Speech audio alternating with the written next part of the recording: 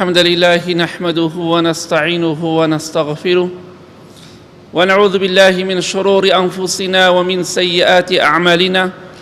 من يهديه الله فلا مضل له ومن يضلل فلا هادي له، وأشهد أن لا إله إلا الله وحده لا شريك له، وأشهد أن محمدًا عبده ورسوله. أما بعد، فإن خير الكلام كلام الله، وخير الهدي هدي محمد صلى الله عليه وآله وسلم، وشر الأمور محدثاتها، وكل محدثة بدعة، وكل بدعة ضلالة، وكل ضلالة في النار. خۆشەویستان، یەکێک لەو کەسانەی کە ویستمان بە پشتیوانی خوا ئەمڕۆ بە تایبەت باسی بکەین، باسی فەزڵی بکەین، باسی گەورەی ئەو ئینسانە بکەین لای خوای پەروەردگار، ئەویش بریتیە لە باوک. بێگومان باوکمان ئەوانەی کە زیندون یاخود مردون، خوا لیان خۆش بێت. کەسێک کە بۆ باوکمان کەسێکی دڵسۆزی ئێمەیە، وەکو خزمەکانمان، وەکو هاوڕێکانمان وازمان لێ ناهێنن. بۆچی؟ لەبەر ئەوەی دڵسۆزی ئێمن. ئیلا یەک کاتێک ئەوان واز لە ئێمە دەهێنن، وەکو عام باسی دەکەم، لەوانەیە هەندێ باوکە بێ خراپ بن، بەڵام ئەو شتێکی دەگمەنە. لە یەک حاڵەتێکە باوکمان وازمان لێ دێنن، ئەویش ئەو کاتەیە کە دەڕۆن بۆ گۆڕستان و دەمرن. بەڵام دڵنیا بەلەوە ناوی باوکمان لای ئێمە بە زیندوی دەمێنێتەوە، ناوی باوکمان لای ئێمە بە زیندوی دەمێنێتەوە.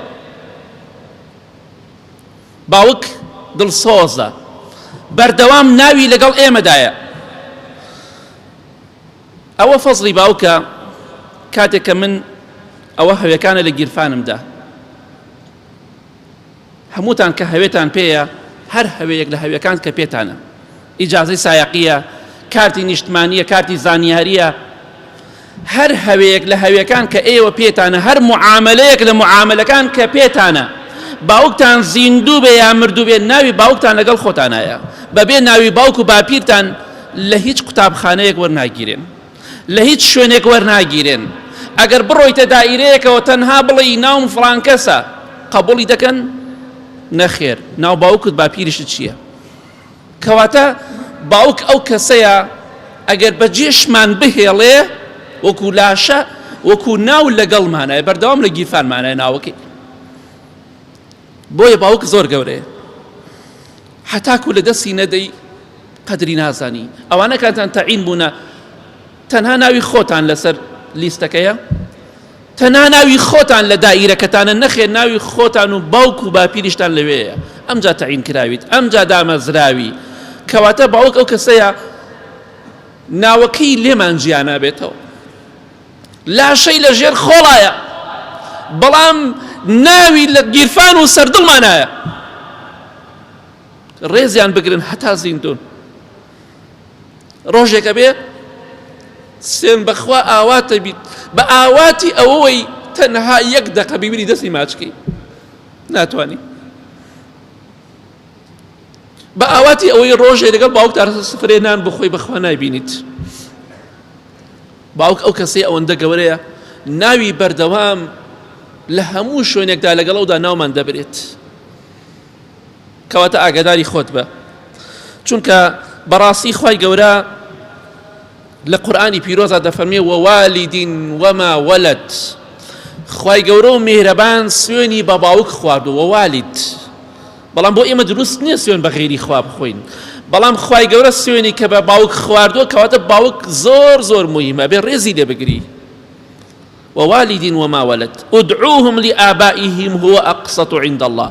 خواهي قولة فرمي خلقي بناوي بابا بيريانو بانكن او عدالتي لا خواهي قولة او عدالتي خلقي بناوي باوكي وبانك بكريت، يعني تواو كواتب باوك زور قرنقة حتى لدسي ندي قدر رز وحرمتي نهزاني بتواوتي.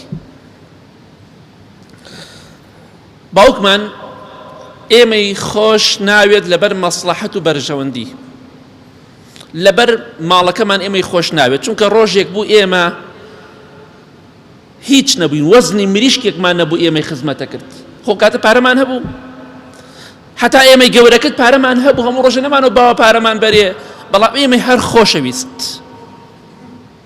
لەبەر مەسلحەت پارە، لەبەر جوانیەکەمان، لەبەر شەهادەکەمان خۆشمانی ناوێت، چونکە پێش ئەوەی لەدایکیش بین و کاتێکش کە هاتینە دنیاوە پێش ئەوەی پێش بگرین و قسەش بکەین هەر ئێمەی خۆشەویست لەبەر شەهادە و پارە و پول نەبوو.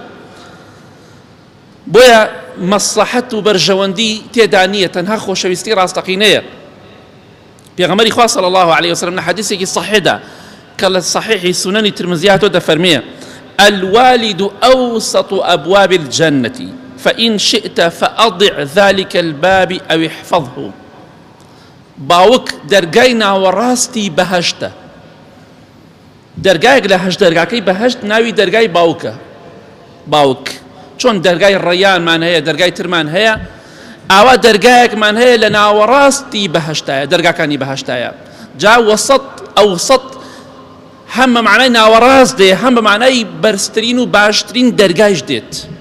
ئەفضل کەواتە دەرگایەک لە دەرگاکانی بەهەشت ناوی دەرگای باوکە. بێگومان دایکیش دەگرێتەوە، بەس باوک بە دەرەجەیەک.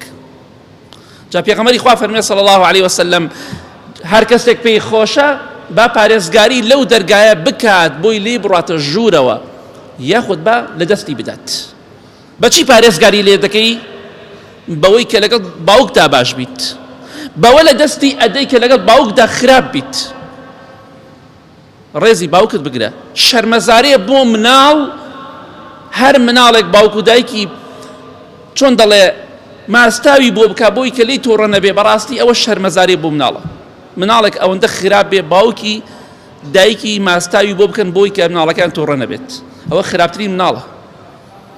ئەگینا مناڵی باش بە پێچەوانەوە هەوڵەدا باوکی تۆڕە نەبێ لی، دایکی لی تۆڕە نەبێ. جا ئەو دەرگایە پارێزگاری لێ بکەن، دەرگایەک لە دەرگاکانی بەهەشت دەرگای باوکە. خۆشەویستی خوا صلی الله عليه وسلم ئامۆژگاریمان دەکا پارێزگاری لێ بکەین.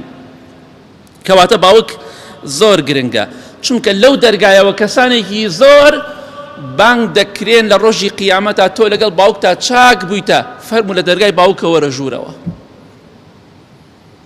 کەواتە باوک زۆر گەورەیە. نەڵی پیاوێکی بە تەمەن و ئەختیارە، زۆر گەورەی لای خوای گەورە. لەگەڵ باوکتا باش بە تا دوعای خێری زیاترت بۆ بکە. وەکو ئیسماعیل پێغەمبەر بە صلی الله عليه وسلم لەگەڵ باوکیا چۆن بوو، فەرمی باوە گیان سەرم بڕە، مادەم فەرمانی خوایە سەرم بڕە. وەکو کوڕەکەی نوح مەبە سەلامی خوای لەسەر بێ کە ئەی ڕۆڵە گیانوەرە ناو کەشتێکە ئەو ڕایە کرد، بە قسەی باوکی نەکرد. خۆشەویستی خوا صلی الله عليه وسلم لە حەدیثێکی صحیح ئەبو داووددا دەفەرمێ: ثلاث دعوات مستجابات لا شك فيهن ودعوة الوالد على ولده. سێ دوعا هەیە گومانی تێدا نییە قبوڵە لای خوای گەورە. یەکێک لەوانە ئەوەیە دوعا باوک بە هەمان شێو دایکیش دوعا بکە بۆ مناڵەکەی، یا دوعا لە مناڵەکەی بکات. هەردووی حەدیثی لەسەراتەوە دوعای خێرت بۆ بکەن یا دوعای خراپ. کەواتە ئاگادار بە، ڕێزی لێ بگرە، چونکە بەڕاستی باوک زۆر گرنگە. دوعای قبوڵە بە ئیزنی خوای گەورە. دوعای باشت لێ بکە، زۆر خۆشە باوکت دوعای خێرت بۆ بکە. زۆر خۆشە باوکت دەستخۆشیت لێ بکە، زۆر خۆشە باوکت خۆشتی بوێ. ئەوە زۆر گەورەیە، چونکە ڕۆژێک دێت ناتوانانی بیبینی. بەڕاستی زۆر خۆشە باوکت لێت ڕازی بێت. لەم بۆ شتێک وەڵڵاهی خوا شاهێدە، مەبەستم ڕیانێ، مەبەستم ئەوەیە کە زیاتر ئاگامان لە خۆمان بێ. لەم چەند شەوەی پێشوا باوکم هاتە خەوم، خواری خۆش بێت.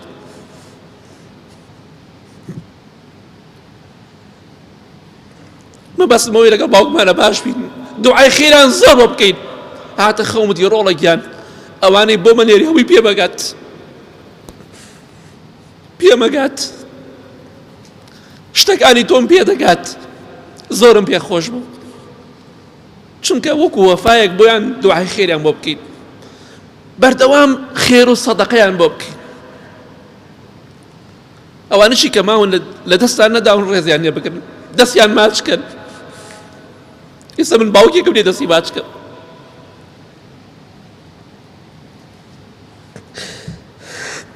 باوکێکم نییە بڵێ دوعای خێرە بۆ بکە، ئەبێ من دوعای خێری بۆ بکەم. ئەوانەتان کەماوتانە دوعای خێر با بۆ ئێوە بکەن، چونکە دوعایان قبوڵە بە ئیزنی خوا. دوعای خێر بۆ ئەو کەسە بکە کە هەموو تەمەنی لە پێناوتوە سەرف کرد، لاشەی خۆی زەعیف کرد، خۆی ناڕەحەت کرد، خۆی ماندوو کرد لە پێناو ئەوەی پاروێنان بۆ تۆ پەیدا بکات. لە بیریان مەکەن وەفاتان بۆیان هەبێت. لە کۆرتۆڕە کۆمەڵایەتەکان زۆر دەبینین خەڵکی دەڵێ دایەکیان دایەکیان دایەکیان دەستیان خۆش بێ، دایک مافی زۆرترە لە باوک، بەڵام ئەوەی کە دەبینین باوەکیان زۆر کەم بگەن باوکیان مردبێ. هەتا جارێ دەبینی باوەکیان نووسرا بێ، سەتەها جار دەبینی دایەکیان. ڕاستەکی دایک مافی زیاترە، بەڵام باوک لای زۆربەی مناڵەکانەوە فەرامۆش کراوە. بۆی ویستم بە تایبەتی باسی باوکم بە بیزنی خوا. دوعای باوک زۆر قبوڵە وەریابن، بۆتان بکایە لێتان بکات. ئەوەندە گەورەی لای خوای گەورە. یا ربی خوای لە گوناهی دایک و باوک و مردوەکانمان خۆش بی، خوای شیفای نەخۆشەکانمان بدەی، ئاخرمان بەخێر بگێڕی یا رب العالمین. ئامین.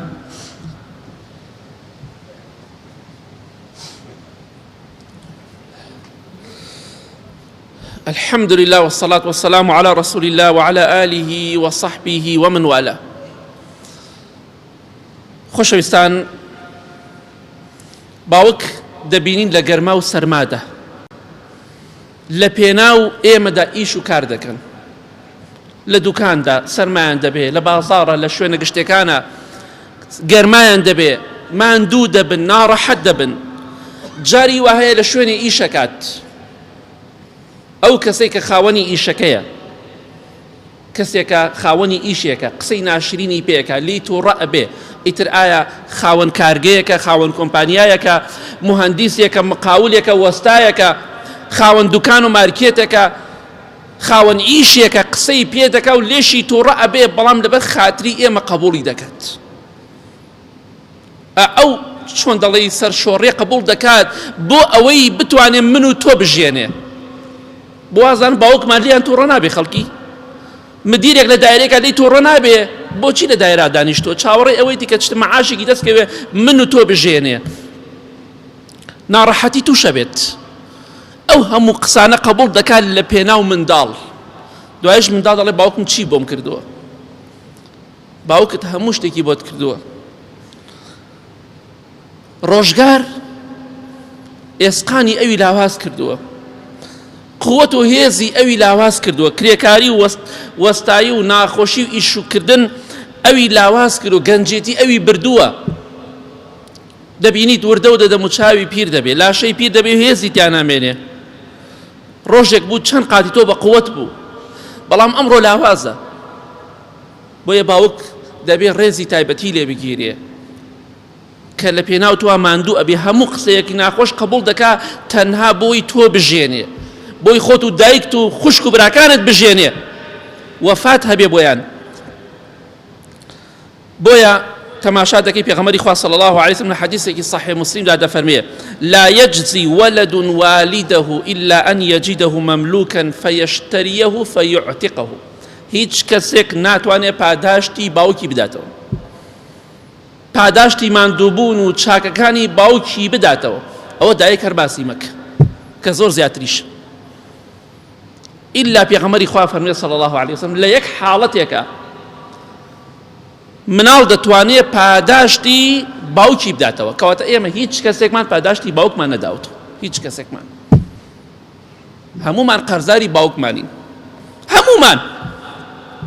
لە یەک حاڵەتێکە نەبێ کەسێک باوکی خۆی ببینێت، جاران کۆیلە هەبوو، کۆیلە و عەبد هەبوو، باوکی خۆی ببینێت کۆیلە و عەبدە، عەبدی کەسێکە بچێ بیکڕێ و ئازادی کات، لە کۆیلەتی ڕزگاری کە ئابە و جۆرە نەبێت، هیچ کەسێک ناتوانێت پاداشتی باوکی بداتەوە. کەواتە ئێمە هەمومان قەرزاری باوکمانین، پاداشتیمان نەداتەوە. دایکیشمان ئەوە هەر باسی مەکە، چونکە باوک ئەو من پارە و ناخۆشی و ناڕەحەتیە کە پەیدای دەکات، ئەو هەموو شتەی بەسەرا دێت لە کۆڵانەکانە نەیدۆزێتە پارەکە، ناڕەحەتی بینیوە، بۆیە وەفاتان هەبێ بۆیە، چونکە ئەو دەسەی لە پێناوتوە زەعیف بوو، لاواز بوو، ڕۆژێک دێ ئاوادە لەرزێ، ڕێزی لێ بگرە، هەتاکو زیندووە کە مردیش ڕێزی لێ بگرە بۆی دوعای بۆ بکەی، خێر و سەدەقەی بۆ بکەی، لە بیری نەکەی.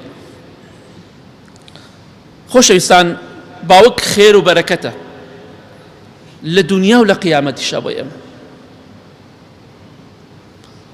پێغەمبەری خوا صلی الله علیه وسلم شتێکی بۆمان باس کرد، تەماشای ڕێز و حرمەتی خوای گەورە بکە بۆ ئینسانی ئیماندار، کە کەسێک ئیماندار بێ، باوکێک ئیماندار بێ، چەندێ لای خوا بەڕێزە. خۆشەویستی خوا فەرمێ صلی الله علیه وسلم لە حەدیثێکی صحیح کە لە صحیحە هاتووە، ئەفەرمێ خوای گەورە لە ڕۆژی قیامەتە کەسێک دەهێنێتە ڕیزی باوکی، مناڵەکانی دەهێنێتە ڕیزی باوکی، واتە کاتێککە من و تۆ دەمرین منداڵمان هەیە، بەو مەرجەی هەمووی ئیماندار بێ. خوای گەورە و میهرەبان بە گەورەی و دەسەڵاتی خۆی وەکو فەزڵ و ڕێزێک، وەکو حرمەتێک بۆ باوک، مناڵەکانی دەهێنێتە ئاستی باوکیان، چونکە باوکیان لەوان بەرزترە، پلەی بەهەشتەکەی بەرزترە. خۆشەویستی خوا فەرمێ صلی الله علیه وسلم هەرچەندێ مناڵەکانی پلەیان لەو نزمترە، چاکەیان کەمترە، بەڵام خوای گەورە دەیهێنێتە ئاستی باوکی و لەگەڵ باوک و دایکیا کۆیە کاتەوە. بەس بۆچی؟ بۆ ئەوەی ئەو باوکە دڵخۆش بێت، چاو و دڵی ڕووناک بێتەوە، چاو و دڵی ڕۆشن بێتەوە، تەنها لەبەرەوە، لەبەر خاتری مراعاتی دڵی باوکێک، بۆ ئەوەی کە باوکێک دڵخۆش بێ، بەختەوەر و کامەران بێ، چاو و دڵی ڕۆشن و ڕووناک بێتەوە. مناڵێک چەندەها مناڵ لە ئاستی باوکیان نێ، خوای گەورە پلەیان بەرز دەکاتەوە، پلەی بەهەشتیان بەرز دەکاتەوە، بەس تەنها لەبەرەوەی ئەو باوکە دڵخۆش بێت. ئەوە گەورەی باوکە لای خوا. تۆش ڕێ باوکم چی بۆم کردووە؟ ئیلا بێ هەر باوکت پارەت بە پەیاکە، دەیدە تۆ کەسێکی ئەوەنە ئازای، ئەوەندە کەسێکی بێوەفای، باوکم چی بۆ من کردووە؟ دە تۆ پیاوە ئازا بە هەزارەوەنی باوکت بۆ مناڵەکان جێبێڵە، تۆ خۆش لە باوکت ڕووتری، داماوتر و فگورتری، ئەڵێ باوکم چی بۆ من جێڵاوە؟ ئەی تۆش وەکۆ وای، ئەی تۆ چی بۆ مناڵەکان جێڵاوە؟ شەرمە، شەرم ئینسان بڵێت باوکم چی بۆ من جێڵاوە. باوکت ئەو نەتوانای، خۆ ئەوەندەی پێتاوە، تۆ ئازا بە هەزارەوە نەجێبێڵە بۆ مناڵەکانم، زا مەتوانی؟ بۆی ئینسان کە وەفای هەبوو بێڕێزی بەرامبەر دایک و باوکی ناکات، بە تایبەتی بەرامبەر باوکی. جا ئەوەیە خوای گەورە دەفەرمێ والذین آمنوا واتبعتهم ذريتهم بإيمان ألحقنا بهم ذريتهم، ئەوانەی کە ئیماندارن بە ئیمانداری مردوونە، ألحقنا بهم ذريتهم. خوای گەورە دەفەرمێ ئێمە مناڵەکان دەگەێنە ئەوان. جا خۆشە لە بەهەشتا لەگەڵ باوک و دایک و کەس و کاری خۆتا کۆبیتەوە، زانین چەندێ خۆشە خوای گەورە بە نسیمانی کە بە باوکت شاد بیتەوە، بە دایکت شاد بیتەوە، بە براو خوشک و کەس و کارت شاد بیتەوە لە بەهەشتا بیان بینیت، چەندێ خۆشە. ئەوەی باوکی لە دەستداوە ئەزانێت چەندێ خۆشە باوکت ببینی، ئەوەی دایکی لە دەستداوە دەزانێت بینینی دایک چەندێ خۆشە. ئەوەی کە دەوت ئەمە پیرێژن و پیرە پیاوێکە، ئیسا بە ئاوادی بینینی دەقەیەکی ئەو کەسەوەی، بەڵام بەخوا نایبینین لە دنیادا. کەواتە باوکە ئەوەندە گەورەیە، خوای گەورە لەبەر خاتی دڵخۆشی ئەو مناڵەکانی دەخاتە ڕیزی ئەوەوە. خۆشەویستان، ئێمە بۆچی نوێژ دەکەین؟ بۆچی ڕۆژوو دەگرین؟ بۆچی خۆمان ماندوو دەکەین؟ بۆچی زیکری خوا دەکەین و عیبادەت دەکەین؟ بۆ ئەوەی خوا لێمان ڕازی بێ، بمان خاتە بەهەشتەوە. ئەمە هەدەفەکەمانە، خوامان خۆشەوێ و لێشی دەترسین، عیبادەتیشی بۆ دەکەین چونکە فەرزە لەسەرمان، بۆ ئەوی لێمان ڕازی بێ و لێمان تووڕە نەبێ. ئەوە هەدەف و ئامانجی ئێمەیە لەوەی کە عیبادەتی خوا دەکەین. دەی بزانە پێغەمبەری خوا صلی الله علیه وسلم لە حەدیثێکی صحیح سونەنی تورمزی دەفەرمێ رضا الرب في رضا الوالد وسخط الرب في سخط الوالد. ڕەزامەندی خوا لەگەڵ ڕەزامەندی باوکدایە. دایکیش دەکرێت ئەم حەدیثە، بەڵام باوک چونکە حەدیثەکە فەرمی باسی باوکەکە، حەدیثیشی هەر ڕیوایەت صحیحە لە دایک و باوک. ئەگەر خوا چی کاتێ لە تۆ ڕازی دەبێ؟ ئەو کاتێک کە باوک و دایکت لێت ڕازیە، ئەو کاتەی باوکت لێت ڕازیە، خۆش لە تۆ ڕازیە. ئەو کاتەی باوکت لە تۆ تووڕێە و لەسەر حەقە، نەک وەڵا باوکم دێم تووڕێڵێ بۆ قورئانە خوێنی بۆ نوێژەکەی، ئەو نا، ئەو تووڕەبوونە نا، باوکت لەسەر حەق بێ و لە تۆش تووڕە بێت، تۆ ناحەق بی. ئەگەر باوکت لێت تووڕە بوو دڵنیا بە خوای گەورە لە تۆ تووڕەیە. هەر کاتێ باوکت ئازێت دا و لێت تووڕە بوو بڕۆ باوشی پیاکە بڵێ گەدن مازاکە، چونکە خوای لەسەروی عەرشەوە لە تۆ تووڕەیە، مادەم تۆ ناحەق بی باوکت حەق بێ. بەڵام خوشکی بەڕێزم باوکت لێت تووڕەیە بۆ وەڵام مادەم لەچکەکەی وەڵام من مادەم جلی پۆشتە لە بەرەکەی لێت تووڕەم باوکە لێت تووڕە بێ، ئاساییە ئەو تووڕەبوونە جیاوازە، بێڕێزی بەرامبەری مەکە، بەڵام بە قسەیشی مەکە، چونکە خوا دەفەرمێ خۆت داپۆشە. بەڵام کاتێ باوکت لەسەر حەق بوو ئەوە کارەساتە، خوا لە تۆش تووڕە ئەبێت، چونکە باوکت دایکت لێ تووڕەن، کەواتە ئەوەندە گەورەیە. ئەگەر باوکێ گەورە نەبێ لای خوای گەورە، هەر کاتێ مناڵە باوک و دایکی تووڕە بێ خوا لە باوک و دایکە تووڕە بێ نەخێر، بەڵام کاتێ باوکت دایکت لێ تووڕە بوون خۆش لە تۆ تووڕەیە، کەواتە باوک زۆر گەورەی لای خوای گەورە. تووڕەبوونی باوک دەبێتە هۆکارێک بۆ تووڕەبوونی خوای گەورە و میهرەبان. خوای گەورە بە دەسەڵات، کەواتە ئاگاداری خۆت بە، چونکە ئەو پێی خۆشە لە خۆی پیاوتر بی، لە خۆی باشتر بی. وەڵڵاهی سەرکەوتنی تۆ، سەربەرزی تۆ، بردنەوەی تۆ بۆ باوکت گەورەترین دەستکەوتە. ئێمە هەمومان دەزانین زۆربەمان باوکمان خوێنەواری نەبوو، ئەوەی کە ماوە یا مردووە، زۆربەمان باوکمان خوێنەواری نییە، بەڵام سوورە لەسەر ئەوەی ئێمە خاوەنی شەهادە بین. ڕۆڵێکیان بخوێنە مەسروف دەکەم، خۆی شەهادەی نییە، خوێنەواری نییە، بەڵام حەز ناکا کوڕەکەی و کچەکەی وەکو خۆی بێت، حەزەکا کوڕەکەی و کچەکەی خوێنەوار بن، شەهادەیان هەبێ، بەیانی بۆ خۆیان ئیشێکیان هەبێ، کەواتە هەرچەندێک خوێنەواری نییە بەڵام حەز ناکا تۆ کەسێکی نوقسانیت هەبێت، حەزەکە لەو پیاوتر بی، لەو خوێنەوارتر و شارەزاتر بی، لەو بەڕێزتر بی، کەواتە ئەمە دڵسۆزی ڕاستەقینەی تۆیە، گومانی تێدا نییە. لەوانەیە حەز نەکەی براکەت کەسەکەت خزمەکەت لە تۆ باشتر بێ، تۆ لەو باشتر بی، بەڵام مناڵەکەت پێت خۆشە باشترین کەس بێت، کچ بێ یا کوڕ بێ، پێت خۆشە لە سەربەرزت کا بەردەوام. بۆیە ئینشاءڵڵا هەوڵ بدەین بە ئیزنی خوا ڕێز و وەفامان هەبێ، بەرامبەریان ماندووبوونیان بە گەورە و بە ڕێز بنرخێنین، زۆر بە نرخ و بە ڕێز بین بەلایەنەوە، ئەوە زۆر گرنگ، نرخمان هەبێ لایەن، قیمەتمان هەبێ لایەن، چونکە هەر کاتێک دایک و باوکمان لێمان ڕازی بوون زۆر خۆشە. جا هەر کەسێکمان باوکمان مردووە لە دنیادا غەڵەتمان بەرامبەری نەکردووە زۆر دڵخۆشین، سپاس بۆ خوا ڕۆژێک لە باوکم تووڕە نەبوومە، ڕۆژێک باوکم قسەی ناخۆشی پێم نەکردووە، چەندێک خۆشە، ئەوە سەربەرزیە. ئەمڕۆ یەبانی لە دەستی ئەدەین، ئێمەش باوکین، ڕۆژێک دێت ئەم ژیانە بەجێ دەهێڵین. بۆی ئینشاءڵڵا لە کۆتاییدا دەڵێم ئامانەتی ئێوە و دایک و باوکتان، ڕێزیان لێ بگرن، حورمەتیان لێ بگرن، بێڕێزی بەرامبەر دایک و باوکتان مەکەن، ڕێزیان بگرن، خۆشیانتان بوێ، باوکیان و دایکیان بانگیان بکەن، ئینشاءڵڵا لە دنیا و قیامەت خوا سەربەرزتانەکەت. وەڵڵاهی لە کۆتاییدا دەڵێم و خۆشتان بینیتانە خۆشم بینیمە واقعی، وەڵڵاهی ئەوەی لەگەڵ دایک و باوکیان خراپ بوو بێ لەم ژیانەدا زۆر کەس ئەناسم سوێن بەخوا خێر و خۆشی لە خۆی نابینی. وەڵڵاهی چەند کەس ئەزانم لەگەڵ دایک و باوکیان خراپ بووە، هەر بەدبەخت و نەکبەت و داما و دۆڕاون، بەردەوام لە کێشە و مشکیلەدان، بەردەوام خەمبارن، خۆشی لە ژیانی ئەم دنیای نابینن، چونکە تۆڵەی خوا لە دنیادا بۆ ئەوان کراتەوە پێش قیامەت، چونکە لەگەڵ دایکیان باوکیان خراپ بوون لەم دنیادا بە خۆشی ناژین، ئیتر خوا ئەزان لە قیامەتیان بەسەراتی. من زۆرم بینی ئەوەی لەگەڵ دایک و باوکیان خراپ بوو لەم ژیانەدا دەوڵەمەندیشە بەدبەختە، دڵخۆش نییە، دۆڕاوە. بۆیە ئامانەتی ئێوە دایک و باوکتان، گەنجن یا پیرن، ئامانەتی ئێوە دایک و باوکتان هەتا دەستان نەداون. اللهم اغفر للمؤمنين والمؤمنات والمسلمين والمسلمات الأحياء منهم والأموات من أهل السنة والجمعة والجماعات. يا ربي خويا الشفاء نخوش كان من بدي بتايبتي أواني داوي دعاء خير عن كدوة. يا ربي خويا هي مني وآرامي ولات من بباريزي خويا أواني نخوش الشفاء عن بدي لجناه دايك وباوك مردو كان من خوش بي خويا آخر من بخير بجري كاتب مامرين خود ما راضي بي.